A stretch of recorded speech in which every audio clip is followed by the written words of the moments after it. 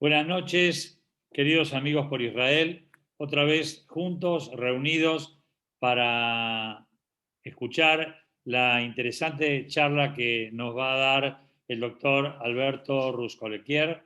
Eh, Nosotros hemos iniciado el año pasado un ciclo que titulamos Descubriendo comunidades judías poco conocidas. Alberto habló en dos o tres oportunidades. También tuvimos a 511, que habló también de los judíos en China. Y hoy Alberto va a abordar el tema de los judíos en Myanmar, actualmente Birmania, de la India e Irán, que tiene historias fascinantes. Algo sobre el querido amigo Alberto: es doctor en Ciencias Económicas, licenciado en Administración, conferencista, escritor, periodista y columnista en varios medios radiales y televisivos, ex secretario de Cultura de la Sociedad Hebraica Argentina y tesorero de la Fundación Memoria del Holocausto. Podría seguir nombrando cargos y cosas de Alberto, pero me parece más interesante darle la palabra a Alberto y que comience con este interesante tema. Muchas gracias por Bueno, compartir con nosotros, Alberto. Muchas gracias, amigos por Israel, por estar siempre acompañándonos y nosotros a ustedes, y poder seguir realizando estas actividades que son tan fructíferas para todos nosotros. Alberto, tenés la palabra. Muchas gracias. muchas gracias a vos, Simón, la invitación que me formula Amigos por Israel, y a la gente les agradezco enormemente la atención que tienen para que tratemos de salir de este encuentro un poquito más ricos, con un poco más de información. Cuando Amigos por Israel me convoca, siempre me dan una tarea, ¿viste? Se les ocurren esas pequeñas comunidades que a veces que casi ni siquiera hay registros históricos. No porque los judíos no hayamos tenido paso, porque la verdad que tenemos que decir que nuestro pueblo es el pueblo caminante del mundo. Siempre digo que los judíos somos los que hemos inventado la globalización, no solamente la globalización de los valores que hemos recibido en el monte Sinaí, sino también la globalización en el sentido de que hemos sido visitantes o huéspedes o caminando por casi todos los países de este mundo, dejando nuestras huellas, en todo plano, en todo plano. Claro que hay lugares de los cuales se conoce más, hay lugares que prácticamente no quedaron registro. Pero voy a tratar de acercar algunas informaciones porque creo que puede ser interesante para darnos cuenta un poquitito. Bueno, hoy cuando uno escucha Myanmar es un país cuyo nombre en realidad lo colocaron los militares. El nombre anterior era Burma, en inglés, o Birmania, correcto. En Myanmar lo colocan, el nombre lo cambian en el año 1989 aproximadamente. Y posteriormente fue aprobado. En realidad, este nombre Myanmar viene porque los militares que en su momento, a través de diferentes momentos de la historia, han tomado el poder, en un momento decidieron cambiar el nombre de Birmania, a pesar de que hoy las Naciones Unidas acepta oficialmente el nombre de Myanmar y también acepta oficialmente el nombre de Birmania. Cuando hablamos de Birmania, estamos hablando de un país de 54 millones de habitantes aproximadamente. 54 millones de habitantes, o sea, tiene más habitantes que la República Argentina. Es un número, no es gigante, pero es un número. Estamos hablando de que es un territorio que estuvo durante aproximadamente 120 años bajo el dominio del Imperio Británico y formaba parte en su momento de lo que era el Commonwealth, ¿correcto? Por decir, ubicarnos en fecha de 1820 a 1821 hasta aproximadamente 1948. Y digo 1948 porque ese es el año en el cual nace oficialmente Birmania, y 1948 también es el año en el cual nace oficialmente el Estado de Israel. Dicho sea de paso, aprovecho para contarles que Golda Meir en el año 1961 había visitado a Birmania, o Myanmar, en realidad el nombre es Unión de Myanmar, y que tenían siempre excelentísimas relaciones, Myanmar con Israel. Incluso hubo ventas, intercambio comercial, etcétera, etcétera. Pero vamos a ver, ¿quién es, de lo poco que hay en la historia? La historia registra que lo que hay registros no quiere decir que no haya habido presencia judía anteriormente. La historia empieza a registrar presencia en este territorio a partir de la mitad del siglo XIX. Básicamente viene gente de dos lugares. Vienen desde la India y vienen desde Irak. a este territorio.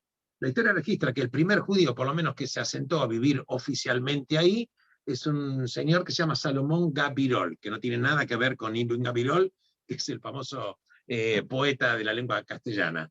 Salomón Gabirol. Este hombre incluso había servido en Myanmar como un comisario del ejército cuando estaba gobernando el rey Alun Paya. Bueno, lo concreto es que ya de mitad del siglo XIX ya hay presencia judía, pero también llegan a Birmania otras personas, como dije, vienen judíos que vienen también de Irak, también se los denomina los bagdadíes, vienen básicamente de Bagdad, pero venían muchos de Irak. Ahora, ¿por qué venían ahí? Porque ahí, por ejemplo, hay un lugar dentro de Myanmar o Birmania que tenía un gran movimiento comercial. Era un puerto, que era básicamente Rangún. Rangún era la capital de Myanmar y ya actualmente no lo es, porque mudaron la capital de Birmania, la mudaron a 370 kilómetros de esa zona. Pero la ciudad que tiene mayor movimiento es precisamente Rangún. La verdad que hay, entonces, al llegar comerciantes que vienen a ejercer funciones, tráfico comercial concretamente a esta zona del mundo, a Birmania, empiezan a tener diferentes funciones. Algunos, por supuesto, vendían mercadería, otros empezaron a ser funcionarios del gobierno de Birmania o Myanmar. Voy a decir Myanmar para ya uniformar nada más. Entonces, en consecuencia, se sentían cómodos, la verdad que se sentían cómodos y venían en consecuencia de Irak y venían también de la India. Así que ellos de alguna manera lo consideraban su hogar. Entonces había una mezcla de judíos que venían desde diferentes lugares, que estaban ahí en ese momento. Pero quiero comentar una persona que estaba en esos lugares, que se denomina Azarías Samuel. Azarías Samuel era un judío muy religioso, que también se fue a vivir a Myanmar, pero él no va a Rangún, él va a vivir a una ciudad que actualmente se llama Sittwe. Pero concretamente, él como era muy religioso, no quería dejar de lado ninguna de las prácticas judías. Entonces, ¿qué se hace? Como era un entrepreneur, se trajo su propio shoyhet para hacer la matanza ritual, para poder seguir comiendo carne kasher, entre otras cosas, y poder seguir todo el camino de las tradiciones judías. A punto tal de que este hombre tiene varios hijos, él construye el primer cementerio judío que está en esa ciudad de Sittwe. Construye, ahora, sucede una desgracia, él tenía 5 hijos, un hijo muere ahí, y un hijo de él es enterrado en el cementerio que había construido su propio padre. Él había tenido un gran desarrollo comercial, luego él fallece, el hijo también sigue la profesión de shoyhet. Pero ¿qué pasa? Esta familia, aproximadamente en el año 1933, deciden mudarse nuevamente, se van básicamente a la India, y ahí se pierde registro de esta familia. Se supone, algunos registros dicen, de que de la India luego esta familia creciendo se fue una parte a Australia y otra parte a Londres. Recordemos que también la India formaba parte, era un dominio británico, hasta que la India en 1947 logra su independencia. Entonces la India logra la independencia en el 1947, Myanmar en el 48, Israel en 1948. Pero también es cierto que había construcción de sinagogas. Cuando estoy hablando de presencia judía, en el siglo XX, en el siglo XIX, aproximadamente se hablaba de 200 judíos nada más. Pero ya en 1930, como siguen llegando comerciantes de muchos lugares, yo diría que en 1930, 1933, podemos decir que es el año casi de esa época de esplendor en cuanto a la presencia multitudinaria. ¿Qué era la presencia multitudinaria? Estamos hablando de 3.000 judíos. O sea, de los 200 que había en el siglo XIX, llegamos a tener 3.000 aproximadamente. Entonces se construye una sinagoga, la primera era Masmiach Yeshua, que quiere decir trae salvación. Esta sinagoga luego está un poco derrumbada, se la vuelve a reconstruir, pero también en 1930, 1933 se construye otra sinagoga, ahí en la misma ciudad, que se denomina Sinagoga Betel, Casa de Dios nuevamente. Los registros también hablan de que había incluso una persona, un judío, que se denominaba David Sofaer, que llegó a ser alcalde, llegó a ser alcalde de la ciudad. Este David Sofaer tenía mucho desarrollo, y cuando tenía varias propiedades, incluso en los edificios que están ahí, están talladas, están tallados los Maguen David, la estrella de David, que actualmente, si el que tiene la posibilidad de ir, los puede ver en algunos edificios. Muchos, insisto, en este lugar, que hoy ya no es más la capital, Rangún, entonces tenemos esta presencia. En consecuencia, ¿pero qué pasa? En 1941, concretamente el 24 de diciembre, Japón bombardea a Myanmar. Esto provoca que con este bombardeo muchísima gente se va de Myanmar. Entre ellos se van básicamente los judíos. Japón posteriormente pierde la Segunda Guerra Mundial, forma parte del eje, obviamente, pero cuando Japón pierde la Segunda Guerra Mundial, algunos judíos que estaban en Myanmar, que se habían afincado y que luego se van cuando Japón invade Myanmar, vuelven, no vuelven todos, vuelve una pequeña cantidad. Pero como a partir del año 1960 empiezan golpes militares, ya los judíos con este tipo de situaciones no deciden irse. Entonces ahí prácticamente podemos decir que se pierde la cantidad de judíos que había en Myanmar. Actualmente, cuando hablamos de Myanmar, estamos hablando de que existen más o menos 20 judíos. Ahora, ¿cómo se conservan? El edificio de la sinagoga todavía está existiendo. Uno de los judíos, hay una foto de él, que se encarga de cuidar esta sinagoga, tiene características físicas como si fuera una persona del sudeste asiático, físicamente, sus características físicas, pero es judío. El nombre de él también es Sami Samuel. No sé por qué hay muchos Samuel ahí. Hay muchos Samuel, son todos Samuel. Pero la verdad que tenía un nombre también, él se lo conocía también con un nombre también birmano. Pero cuando fallece el padre de él, él se hizo cargo del cuidado de la sinagoga, en la cual no hay minyan diario, porque no hay gente para hacer el minyan, pero eso sí, cuando hay un acto público, ya sea que vengan autoridades israelíes o un acto que haya judíos que, por ejemplo, que vienen de otros países, por ejemplo de Estados Unidos, que hay judíos que van a Myanmar por otros motivos y que quieren realizar un rezo, entonces sí, ahí este hombre, Sami Samuel, convoca a los pocos judíos que hay para tratar de por lo menos que exista un minyan en este lugar. Precisamente este hombre tiene una agencia de viajes. Claro, que no solamente es el que custodia los lugares, es el que organiza la comunidad y que tiene actualmente una agencia de viajes. ¿Qué quiere decir? Que el que quiere conocer Myanmar, bueno, yo diría que es el hombre por excelencia para consultar. Hay que decir, y él lo dice, yo repito los dichos de él, de que afortunadamente no existe la discriminación, no existe el antisemitismo. Recordando que cuando hablamos de Birmania o Myanmar, estamos hablando de un país que tiene mayoría budista, mayoría budista. Entonces, los budistas son siempre recordados como personas que tienen una fe de respeto a los demás. No obstante, en Myanmar existe una etnia que se llama los Rohingyas o Rohingyas, que son aproximadamente 1 millón, y que empezó a haber una persecución muy fuerte contra ellos, a punto tal de que las 2/3 partes de los Rohingyas que estaban en Myanmar se tienen que ir del país, se van básicamente a Bangladesh. Y están en una situación de una persecución muy, muy fuerte. Uno realmente, siempre cuando hablamos de budismo, vemos que hay un entente de cordial con los demás, pero en este caso, en Myanmar, tuvieron un rasgo muy, muy, muy espantoso.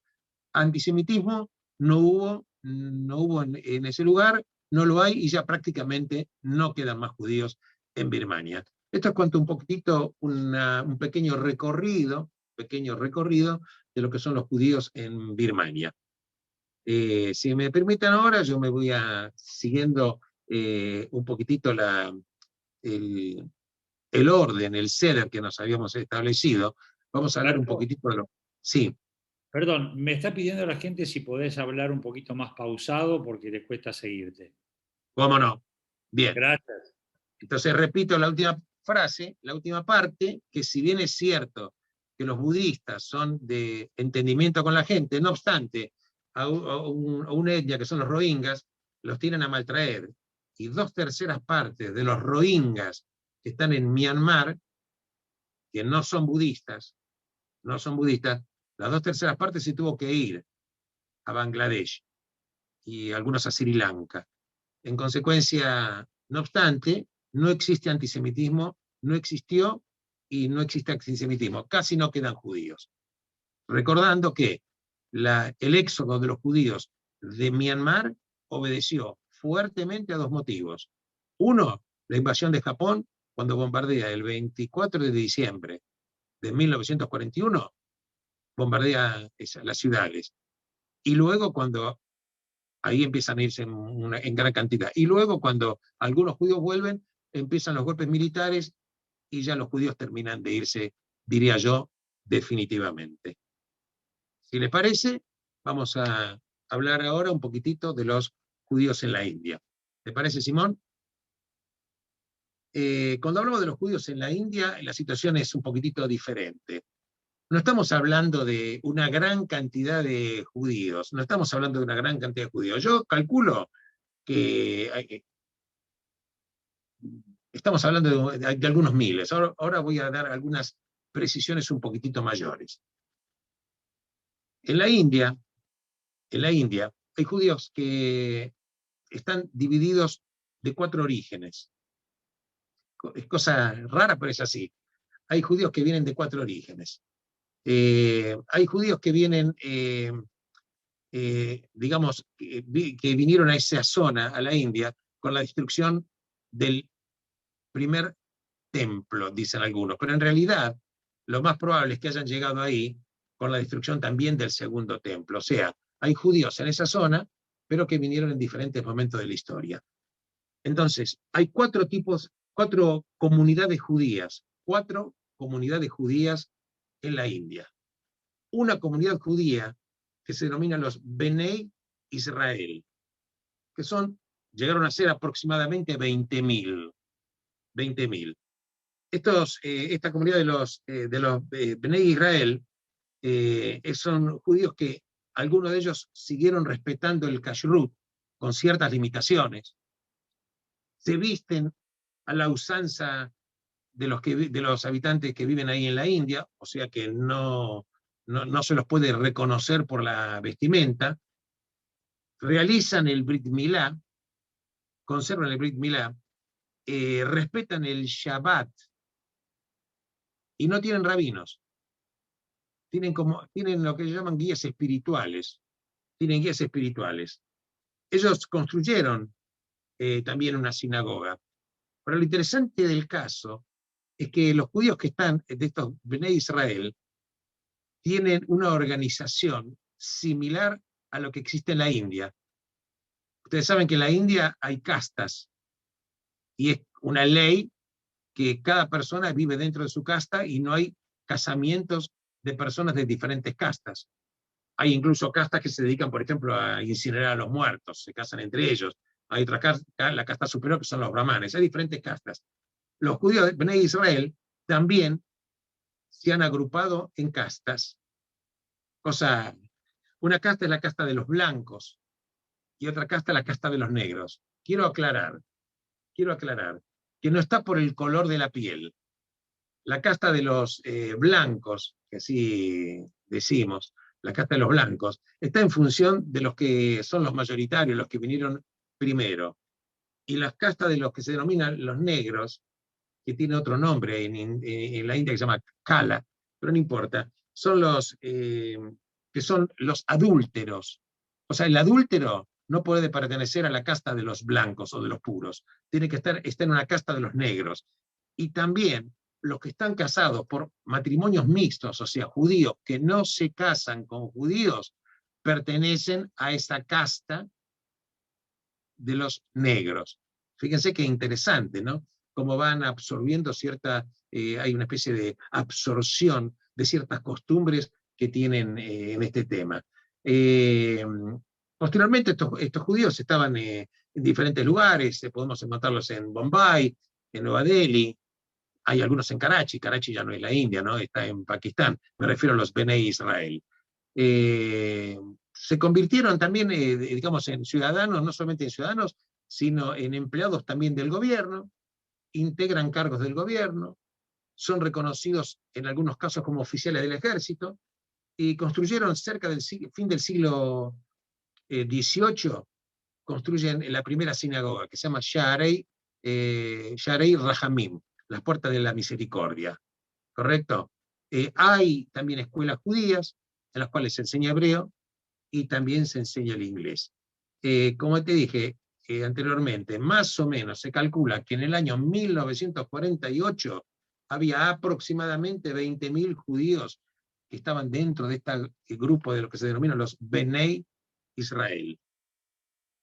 Pero también están los judíos de Cochin, porque yo dije que hay cuatro comunidades de judíos en la India. Uno son los Bnei Israel, otros son los judíos de Cochin o Cochiní, otros son los bagdadíes y otros son los Bnei Menashe. Repito despacito.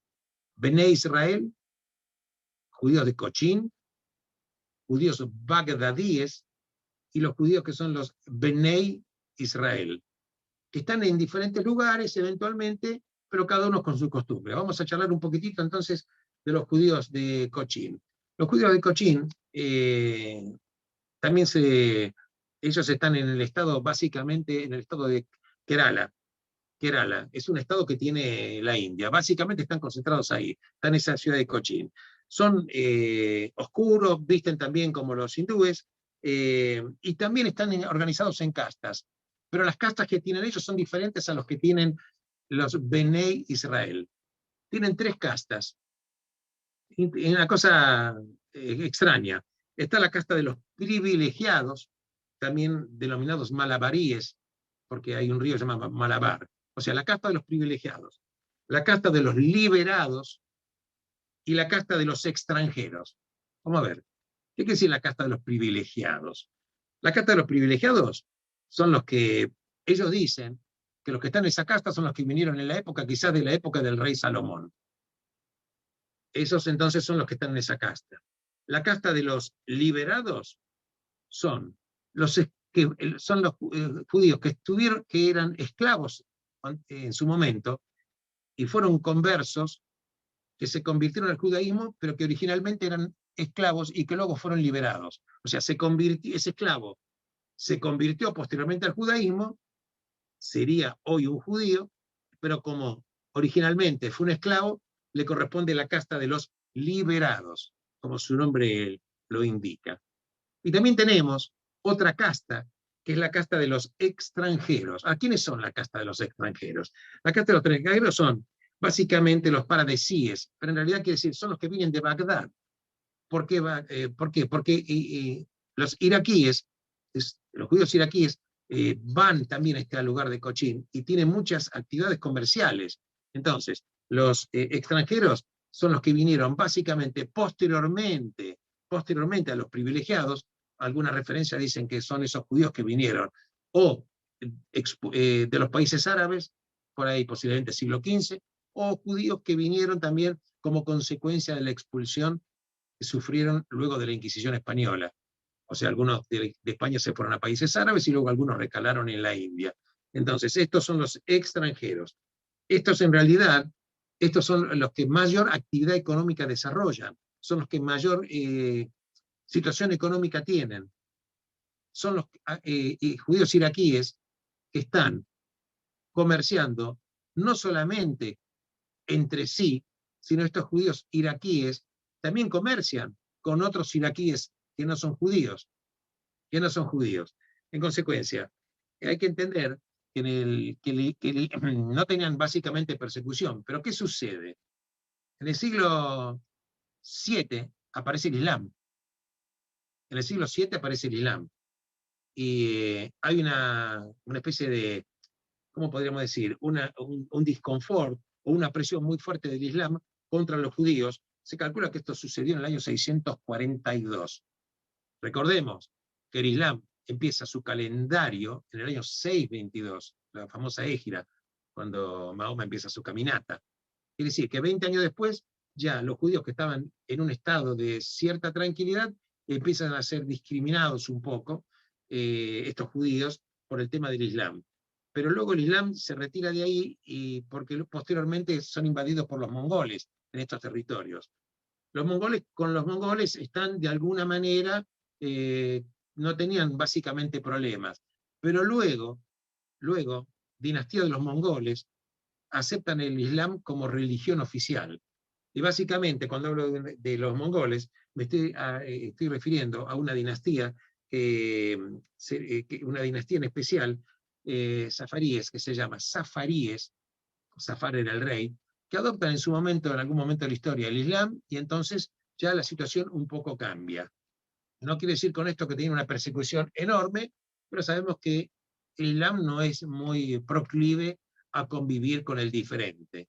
Sabemos que en la historia del Islam, y no hablo solamente en la India, la religión verdadera es únicamente el Islam, que los cristianos y los judíos somos cerdos y monos, y que los judíos y cualquiera está invitado a convertirse al Islam. En el caso que no lo hiciera uno, tiene que pagar un impuesto para vivir como no islámico en tierra islámica. Como no islámico en tierra islámica. Así que eso se llama dhimmi. Lo concreto es que estos son los judíos básicamente de Cochín. Estos judíos de Cochín conocen la halajá, estudian la halajá, no son muy versados, pero tienen conocimiento y tienen conocimiento. Y también hablan un lenguaje muy particular. Ellos hacen una mezcla de un idioma que mezcla algunas palabras, se supone que son en hebreo, con otros idiomas o dialectos locales hindúes, que son se llama Malayalam. Malayalam, hablan un dialecto judeo Malayalam. Estos son en cuanto a los judíos de Cochín, pero también hay judíos que son los judíos iraquíes. Los judíos iraquíes, como yo dije, es una secta en sí, son los que venían básicamente de Irak, son los que comercian y tienen mucho desarrollo comercial, son los que mejor situación económica tienen. Ahora, los Bnei Menashe, ellos dicen que son los judíos perdidos. Los Bnei Menashe. Ellos dicen que vinieron varios siglos antes de la era común. Varios siglos antes. Ellos dicen que fueron expulsados por los asirios en sus tierras originales y ellos llegaron muchos siglos antes de la era común. No se puede precisar cuándo, pero es así. Lo que sí, estos tipos Bnei Menashe que tienen una situación económica pobre, es así, como son aproximadamente 7.000. Viven en pueblos dispersos a través de muchas localidades.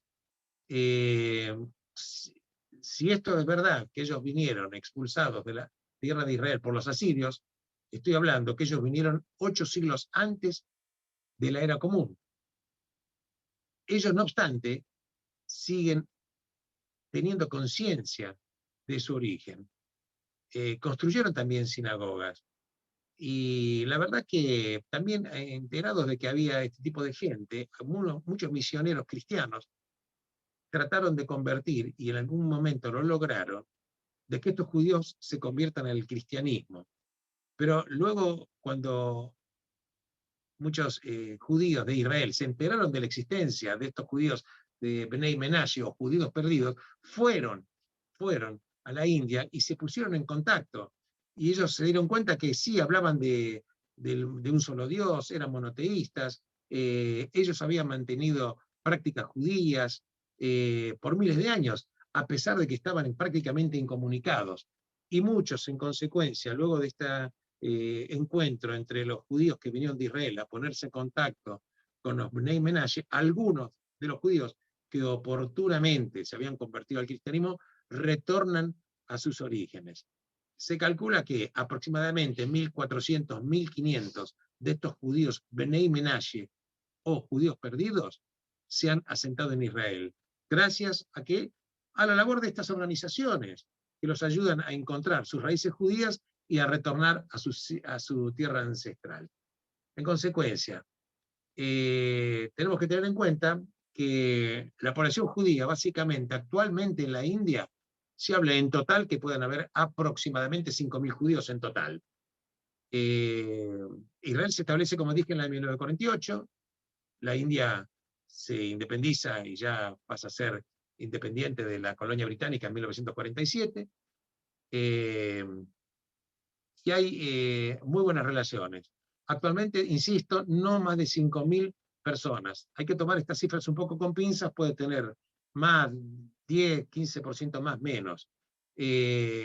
Pero básicamente es lo que estamos hablando. Quedaron constancia de que existen en la India aproximadamente varias sinagogas. Algunos registros dicen que quedaron como 14 sinagogas en pie, pero bueno, esto es lo que hay. Es interesante haber caminado también por estos territorios, porque de estos judíos que estaban en la India, que son de 4 comunidades, los Bnei Israel, judíos de Cochín, por el lugar en el cual están asentados, o los judíos bagdadíes, que básicamente están en Calcuta, y los judíos Bnei Menashe, son las 4 vertientes de los judíos que a través de la historia pasaron por la India.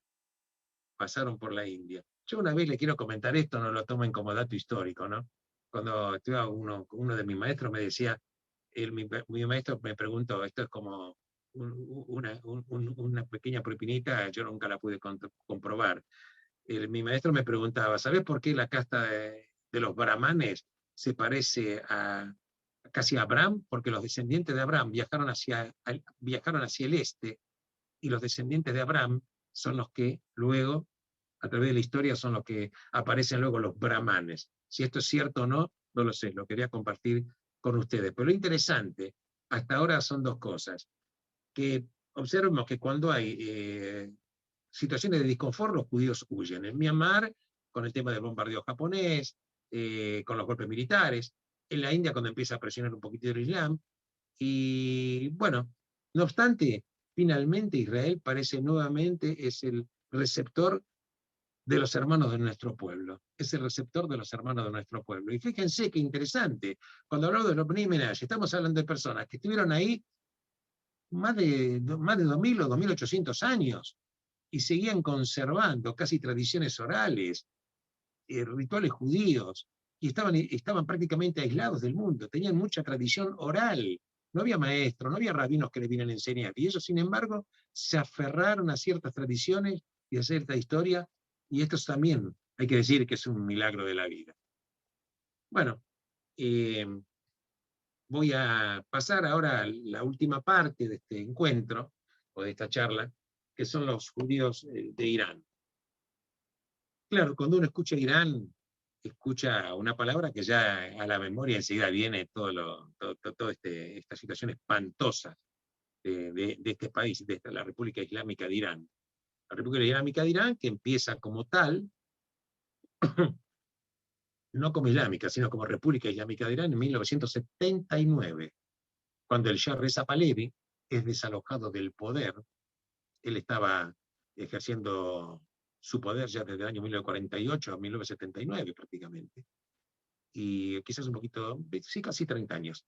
Y empieza lo que es la República Islámica de Irán. Recordando que, en principio, Israel tenía muy buenas relaciones en la época del Shah Reza Pahlavi. No era si bien eran islámicos, no eran ultra ortodoxos ni nada que se le parezca. Siempre hubo muy buenas relaciones entre Irán e Israel. Pero bueno, la historia sigue su curso. Cuando hablamos de Irán, anteriormente era Persia. Irán como tal nace, como Irán, como país con el nombre de Irán, nace en 1935. Como República Islámica de Irán, en 1979, cuando es desalojado el Shah Reza Pahlavi, que sucedió a él a su propio padre. Ahí se termina la dinastía de los Pahlavi. Pero cuando hablamos de Irán, hablamos de Persia, el imperio persa. Cuando hablamos de Irán, de Persia, tenemos que saber que en esos territorios hay referencias, ya sea en los libros de nuestras fuentes, el libro de Daniel, el libro de Esdras, el libro de Isaías, el libro de Nehemías, Esther. ¿Quién nos recuerda Persia? La reina Esther, Mardoqueo, o Mordecai, su tío. Bueno, están enterrados ahí, en Madán. Pero también el profeta Daniel está enterrado en lo que es hoy la República Islámica de Irán, concretamente en Shushan. El profeta Daniel está enterrado en Shushan. Lo concreto que cuando hablamos entonces de Persia, tenemos que ver que hay presencia judía ahí, ya desde la época de la ruptura del primer templo, que los judíos marchan ¿a dónde? A Babilonia. Babilonia forma parte de una provincia, todo lo que era Babel, era una provincia de lo que era el imperio persa. Irak, lo que es hoy Irak, era una provincia del imperio persa, que era un imperio muy, muy, muy grande. Entonces hay presencia de judíos ya de hace 2700 años prácticamente. No es poca cosa. Pero los árabes invaden también Persia y también hacen este tipo de presión. Lo concreto, quiero decir, que hay situaciones muy que los judíos vivían con cierta tranquilidad, vivían con tranquilidad en la época de Al Reza Pahlavi. Pero ustedes saben que hace poquito habían Estados Unidos de Norteamérica mata al Soleimani, a Soleimani, que era el comandante de la Guardia Revolucionaria iraní. ¿Recuerdan? Eso pasó hace poco, muy poquito. La comunidad judía actual en Irán no supera los 7.000 personas. Antes de 1979 eran 80.000. Eran 80.000. Hoy no superan los 7.000. Pero les dejan ejercer su judaísmo actualmente con ciertas condiciones. No pueden manifestar, no pueden tener contactos con eso de tener WhatsApp con gente que vive en Israel es impensable. WhatsApp, que comunicarse con gente de Estados Unidos es impensable. Los religiosos, incluso los que se llaman religiosos, van por la calle sin la kipá.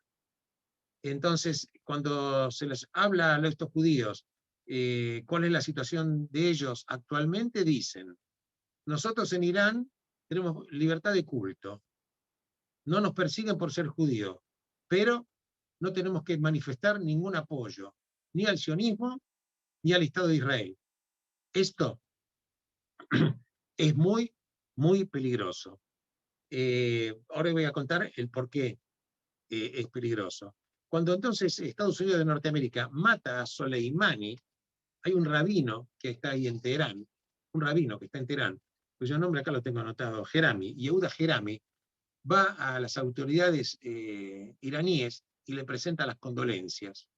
El rabino de la comunidad judía de Teherán, Yehuda Jerami, va a las autoridades iraníes y presenta sus condolencias por la muerte, porque algunos interpretan de que esto lo realizan porque ellos tienen que convivir y que ellos no se meten en política. Entonces, es como si fuera un quid pro quo. Yo te doy un poco de libertad religiosa y vos no podés manifestar nada de apoyo a Israel, no declararte sionista, y este es la intente, esta tranquilidad relativa. ¿Por qué digo tranquilidad relativa? Porque la comunidad judía tenía líderes a través de la historia, como en todos los lugares, como en todos lados. Había un líder que tenía mucho dinero, que se llama Habib el-Ganian, Habib el-Ganian, que era el líder de la comunidad judía.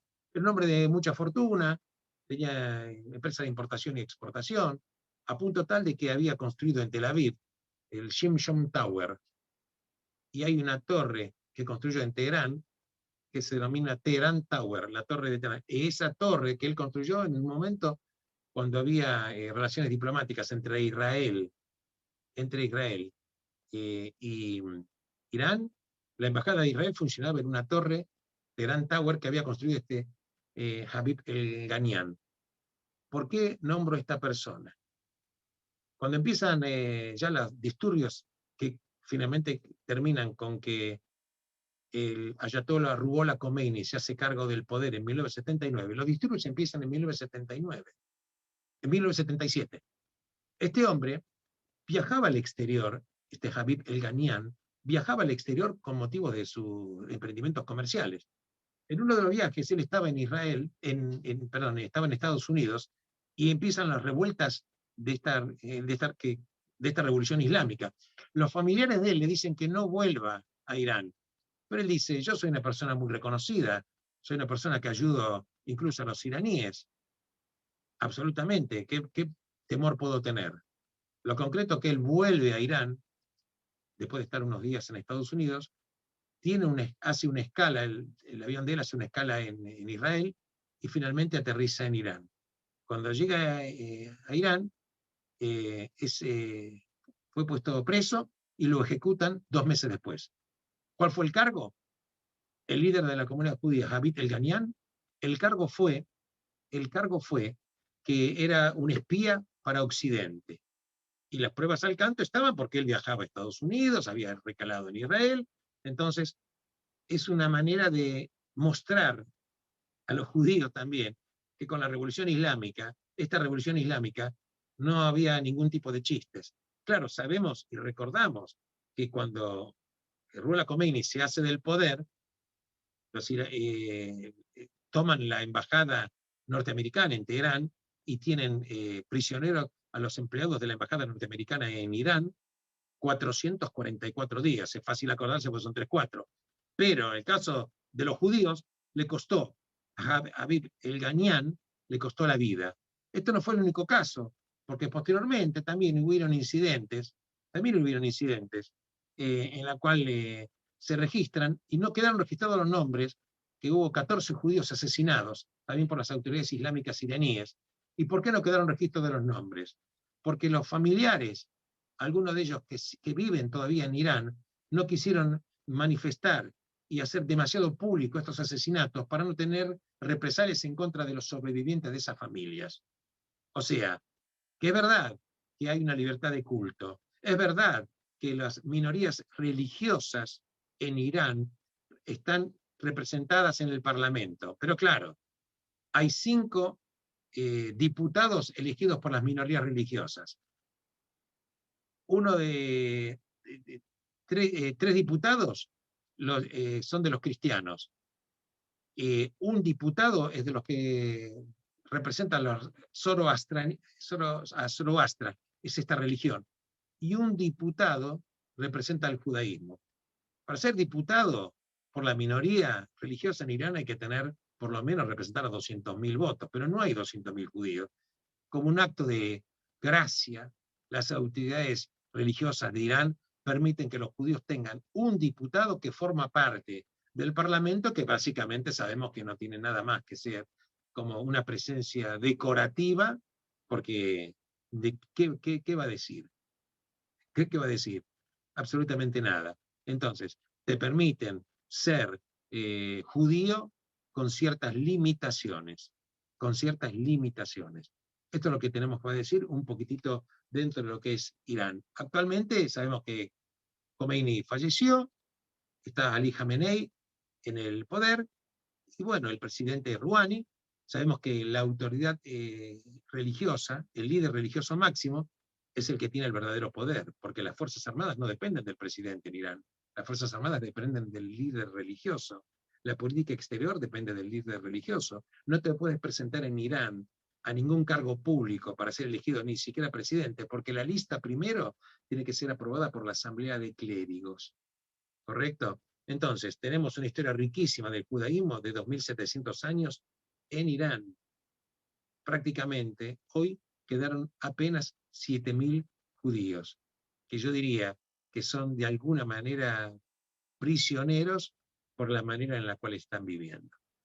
Bueno, Simón, yo me propuse en esto una charla de 45 minutos para no agotar demasiado a la gente.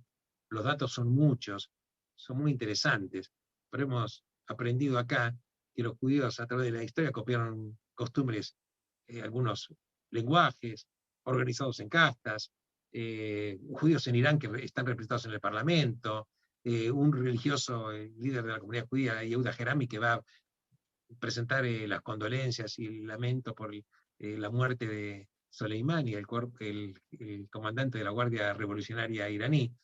Pero es lo que tenemos. Y yo no soy quien no estoy haciendo ningún juicio de valor, quiero que quede bien claro respecto de los judíos ni de los dirigentes judíos que hay en la comunidad judía de Irán, porque como bien dice el Talmud, no juzgue a nadie, porque nosotros no estamos en el lugar de ellos. Repito, no tenemos que juzgar con nuestras varas, porque nosotros no estamos en el lugar de ellos. Lo quise compartir con ustedes para que lo sepamos, no para criticarlo, porque es fácil criticar cuando los judíos pueden vivir en un país con total libertad y pueden expresar sus ideas, pero anda a expresar tus ideas libremente en la República Islámica de Irán. Hasta aquí fue por lo menos este pequeño aporte, Simón. Muchas gracias, Alberto. Y bueno, quisiera hacerte algunas preguntas, si es ¿Cómo no? posible. Sí, cómo no. Te quería preguntar en qué época aproximadamente llegaron los primeros judíos al Lejano Oriente en general. ¿Fueron solo por motivos comerciales o por algún otro motivo? Mira, te voy a explicar lo siguiente. Tu pregunta es excelente, ¿sabes por qué? Hay presencia de los judíos en el Lejano Oriente registrada de los judíos radanitas. Claro, la gente escucha que son los judíos radanitas. Los judíos radanitas son los que eran mercaderes que siglo I antes de la era común llegaron al Lejano Oriente y comunicaban Lejano Oriente con Europa, llegaron hasta casi las puertas de España. Te diría que un siglo antes de la era común. ¿Por qué te digo esto?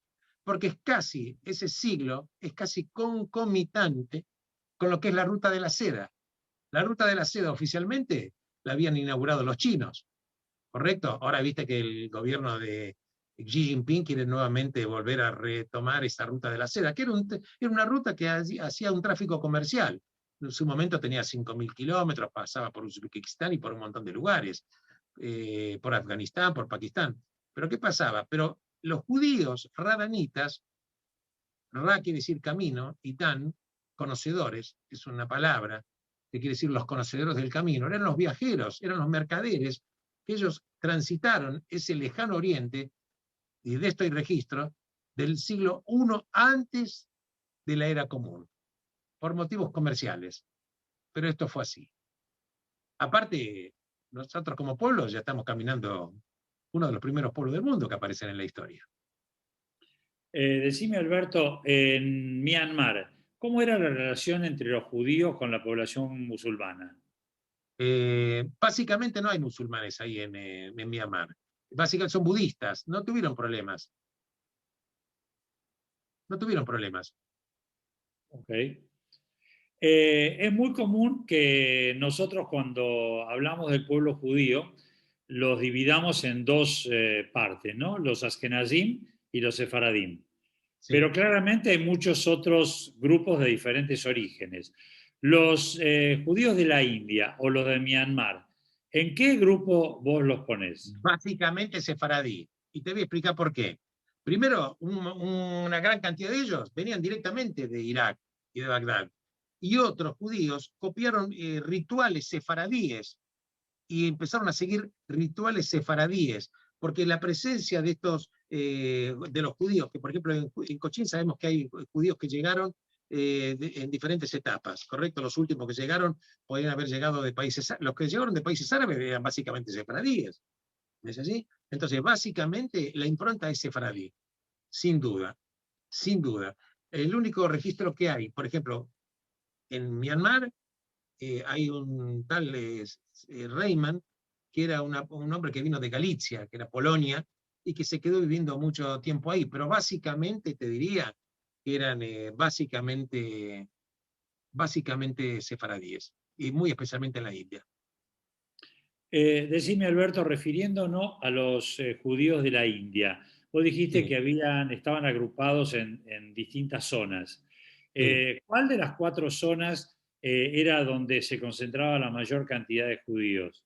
Y mira, yo te voy a decir que los judíos de Bnei Israel, ahí tenían 20.000 judíos. Era una zona importante. Los bagdadíes eran una zona de 7.000 judíos. Donde más había eran los Bnei Israel. ¿No es así? Eran básicamente en esa zona. Pero esos básicamente estaban distribuidos no era una sola ciudad, porque hay que entender que se movían en diferentes lugares, en diferentes zonas, en diferentes pueblos.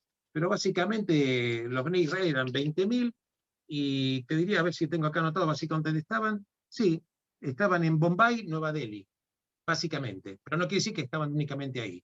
En Bombay y Nueva Delhi estaban la mayoría. Hace, hace unos cuantos años visité personalmente la sinagoga de Cochín y hablé con la gente y no lograban juntar minyan. No, no. Claro, ya no que es correcto, Simón, porque vos no te olvides que si en total, en toda la India, es un territorio la India, en Claro. total hay 5.000, fíjate la extensión geográfica, no hay manera casi de juntarlo, no hay manera de juntarlo. Quedaron los registros, quedaron las historias. Alberto, cuando los españoles y los portugueses conquistaron algunos países del lejano oriente, ahí por el siglo XVI, ¿hay información de si también llegaron judíos portugueses o conversos españoles? Inevitablemente llegaron, pero cuando, si bien es cierto que a través de la historia hubo el imperio portugués, dominó, dominó ciertas zonas, luego el imperio portugués fue desplazado de muchas zonas por el imperio holandés, el imperio portugués era especialmente cruel, era especialmente cruel. Ya es un tema que le venía de larga data, y te voy a decir por qué, Simón. Nosotros hemos hablado siempre de la Inquisición española, pero no fue la única Inquisición que hubo. Hubo una Inquisición portuguesa. La Inquisición portuguesa era muy salvaje, que registra matanzas enormes, hacía obligatoriedad. Un día citaron, por ejemplo, en Portugal, habían citado en una ciudad, el rey había citado a los judíos que se reúnan y ahí les obligaron a convertirse al judaísmo bajo apercibimiento que les iban a sacar a los hijos. O sea, los portugueses fueron muy crueles. Los españoles, claro que lo fueron. Por eso te digo que los portugueses, cuando llegaban a otros lugares, no solamente a algunos lugares de Oriente, fíjate en África, la depredación que también hacían, qué respeto tenían ellos por los pueblos. Hay que decir también que no eran los únicos carniceros, los belgas también lo fueron. Pero sí, claro que llegaron conversos. No nos olvidemos que muchos judíos decidieron convertirse para poder, en su momento en España y también en Portugal, para poder seguir su vida. Y recordemos que cuando el rey Manuel I de Portugal quiere casarse con la hija de los reyes católicos, ¿cuál es la condición que le ponen al rey Manuel? Que acepte el santo oficio de la Inquisición española. Ahí se unifica el reinado de Portugal y España y se traslada y se crea la Inquisición portuguesa también en Portugal precisamente. O sea, Portugal viene de una historia espantosa. Portugal era una potencia marítima gigantesca, había llegado al lejano oriente, había estado en China. Esto hay que saberlo, esto hay que saberlo. Pero bueno, hoy fíjate, cuando vas a Portugal, un país maravilloso para conocer, ahí no llegan a 10 millones de habitantes. ¿Es así? Pero en su momento fue una potencia enorme, en poderío económico, en territorios que manejaba y también en su crueldad también. Alberto, con respecto a las comunidades judías de Irán y de Irak, claramente fueron muy numerosas y muy importantes, como vos bien lo expresaste, ¿no? ¿Cuándo y por qué empezaron las persecuciones y los pogroms a los judíos de esos países? Mira, vos no te olvides que los judíos siempre, cuando estaban en esos países árabes, con ¿cómo te puedo explicar? Uno de los problemas que tuvieron los judíos cuando se crea el Estado de Israel, primero la resolución 181 de 1947, pero que el Estado se crea en mayo del 48, ¿esto qué provoca? Que muchos árabes que estaban en la zona que lo que era Israel se van, ellos empiezan ahí los refugiados palestinos, pero la verdad que los judíos que vivían en los países árabes se tuvieron que ir, porque la convivencia era imposible, máxime después de la creación del Estado de Israel. Te voy a dar casos, por ejemplo. En Israel, antes de la creación, en 1929, hubo un pogrom que mataron un montón de judíos en la ciudad de Hebrón, que históricamente tenía una excelente relación con los islámicos y los judíos. Y todavía en 1929 no había sido creado el Estado de Israel, y en una noche mataron una decena de judíos, los vecinos. ¿Por qué? Porque se había corrido la información de que los judíos querían destruir al-Aqsa, siempre con cualquier excusa, cuando había que matar judíos, encendían los ánimos. En Irak también se tuvieron que ir. Los judíos que quedaron, Israel los trajo. Ahora no me acuerdo el nombre del que era el jefe de la agencia judía, que murió hace unos años. Prácticamente Israel sacó a todos los judíos que estaban en Irak. No quedó presencia judía en Irak. Pueden haber quedado alguno que otro, pero no podemos hablar de que hay comunidad judía en Irak, en absoluto. Ahora, ¿el por qué? Porque máxime, a partir de 1948 se crea el Estado de Israel, insisto, se ve al judío como el responsable de la Nakba, de la tragedia palestina, de que es el que hay que echar. Esto, a su vez, montado en una religión que está asusada por líderes que siembran veneno, siembran odio para sus propios intereses políticos, prácticamente la vida de los judíos en países islámicos se hace, yo te diría, imposible. Se hace imposible. ¿El por qué? Es la creación del Estado de Israel. No obstante, el Islam es el problema. Diría que el problema no son las mezquitas, el problema son los profetas del odio que habitan en las mezquitas. Porque el tema este empezó, porque la verdad que la guerra más larga del mundo que existe es desde el siglo VII, el Islam contra todo lo que no sea el Islam.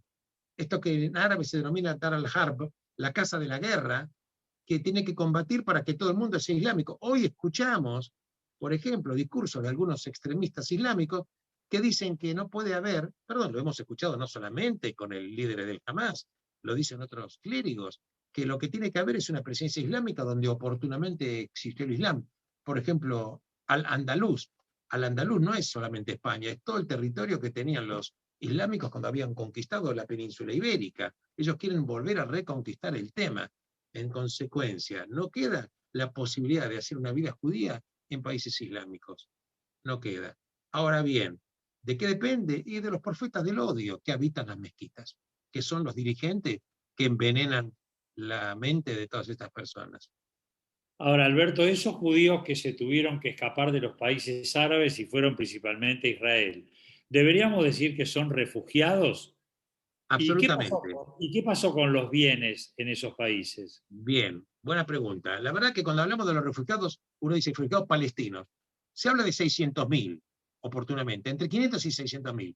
Pero quiero decir a la gente que los judíos que habitaban en tierras árabes, que se tuvieron que ir, eran 800.000, más que los refugiados palestinos. Tuvieron que abandonar sus casas para salvar sus vidas. Y esas casas fueron apropiadas por las hordas que siguieron viviendo ahí. Esos judíos luego son refugiados, pero claro, Israel los acogió. Y estos judíos y sus descendientes son ciudadanos israelíes. Y la pregunta es, ¿por qué no hicieron los árabes lo mismo con los árabes? Porque los palestinos como etnia no existen, como pueblo no existe, son árabes que estaban viviendo en esa zona. Solo que los países árabes decidieron no integrarlos a sus países. Pruebas al canto, cuando Israel quiere devolver Gaza, la franja de Gaza a Egipto, que la tuvo durante muchísimo a través de la historia, los egipcios no quieren tener Gaza en su poder. No los quieren. No los quieren. Es un caballo de Troya. El tema es, no es solamente el dominio político. Los gazatíes no pueden entrar ni siquiera a Egipto, salvo que tengan un permiso especial. Entonces la pregunta es, claro que los judíos fuimos refugiados de los países árabes, pero solo que Israel los acogió, abrió las puertas, son hermanos de nuestro pueblo, no hubo ningún tipo de problema. El problema es por qué los refugiados palestinos son refugiados. Hay que preguntárselo a los islámicos y países árabes, ¿por qué no los aceptan ellos en sus propios territorios y le dan el estatus de ser hermanos de ellos en la vida? Alberto, ahora te pregunto, vos en tu exposición dijiste de que, digamos, el principal problema se creó con la creación del Estado de Israel con respecto a Irán, ¿no? Ahora, esos judíos, o sea, anteriormente a la creación del Estado, ¿vivían en paz? Vivían en ¿Vivían paz. en Vivían en armonía? paz. Te voy a explicar, vivían en paz. ¿Por qué? Porque Sherry Zapalevi, que era el dirigente que manejaba Irán, Sherry Zapalevi, que era islámico, tenía excelentes relaciones, era un hombre que tenía una visión occidental, tenía excelentes relaciones con Israel, excelentes relaciones con Estados Unidos. Había hasta la Revolución Islámica 80.000 judíos. Claro, cuando empieza la Revolución Islámica, se empezaron a ir, no había manera de quedarse. Actualmente quedaron apenas 7.000, pero insisto, él tenía una visión, yo te diría, bastante laica y de apertura a Occidente. Ese fue Jean Reza Pahlavi. No digo con esto que era un dirigente excelente, que era un prohombre en absoluto. Estoy describiendo un hecho histórico, porque también tenía una policía secreta que tenía que con respecto a los enemigos los hacía desaparecer, era terrible. Era el Sabak. Y bueno, pero es lo que hay. Por eso los judíos pudieron tener una muy buena relación de vida en Irán. Les Hoy parecía los, mentira. hoy los judíos de Irán pueden salir libremente si quieren. No tan libremente, tienen que hacer trámites, hecho dicho por los propios judíos que están, tienen que agarrar, solicitar, como dice uno de los judíos ahí, todo en su medida y armoniosamente. Hay que hacer el paso burocrático, pedir el permiso, que no estés vos fichado con algún tipo de situación y que tu motivo te permita salir, ¿me entendés? Con la autorización. ¿Me captás? Es un estado policíaco, Simón. Es un estado policíaco. Eh, una pregunta más. ¿Conoces algo sobre la historia de un señor Ezra Solomón, asesor financiero del presidente de Estados Unidos, o de Orde Wingate, que entrenó a la Ganá? Ambos estuvieron en Birmania. Sí, algo, en realidad, también te voy a decir lo siguiente, que hubieron judíos que formaban parte del ejército con cargos importantes en Birmania. Respecto de financistas, claro que hubieron. Sí, históricamente. ¿Acaso no hubo, perdón, si vos, por ejemplo, vas a Estados Unidos de Norteamérica, ¿acaso no hubo financistas judíos que apoyaron a Washington? Perdón, si vos fijate el billete norteamericano, los símbolos judíos que tiene el billete de $1. Tenés la menorá, si das vuelta el billete, y cuántas cosas. Sí, hubieron. Eh, la última pregunta, Alberto, Sí. y ya te dejamos en libertad. Mucha gente puede estar a favor o en contra de la labor que realiza Chabad Lubavitch en el mundo. Yo particularmente, que no soy religioso, creo que Chabad hace una tarea para crear, para sostener, para conservar a las comunidades en estos y otros países. Realmente es impresionante la cantidad de ciudades y lugares donde Chabad está instalado y presta asistencia. ¿Conocés como para contarnos un poco sobre el trabajo de Chabad? Mira, en Myanmar, sí, sí, el trabajo de Jabat en general es fantástico. Te diría, por ejemplo, vas a Tokio, también tenés ahí. Eh, ¿Cómo te puedo explicar? Vas a Dubái, tenés Jabat. Eh, Vas a lugares que son Nepal, tenés Jabat, en Nepal. Eh, el trabajo es fantástico. La verdad que el trabajo es fantástico, porque es recuperar, porque Chabad lo que hace es se acerca al judío que está alejado, porque el judío que es ortodoxo, Chabad, obviamente, ¿a quién se acerca Chabad? Al judío que está alejado de sus raíces, o aún cuando no está alejado, o por ejemplo vas a un lugar raro, digamos, ya sea de turista porque estás trabajando en algún momento determinado, que te puedas encontrar con una casa Chabad, que tengas la posibilidad de comer kasher, la posibilidad de si querés tener algún rezo, ojalá que se haga minyan, y lo puedas hacer. Esta es la tarea que realiza Chabad. ¿Es así? Eh, Precisamente Lubavitch viene son dos palabras, Liebe Beach, la aldea del amor. Lubavitch, Liebe Beach, la aldea del amor. Bueno, Alberto, muchísimas gracias. Fue la verdad que más que claro todo lo que nos explicaste sobre estas comunidades poco conocidas.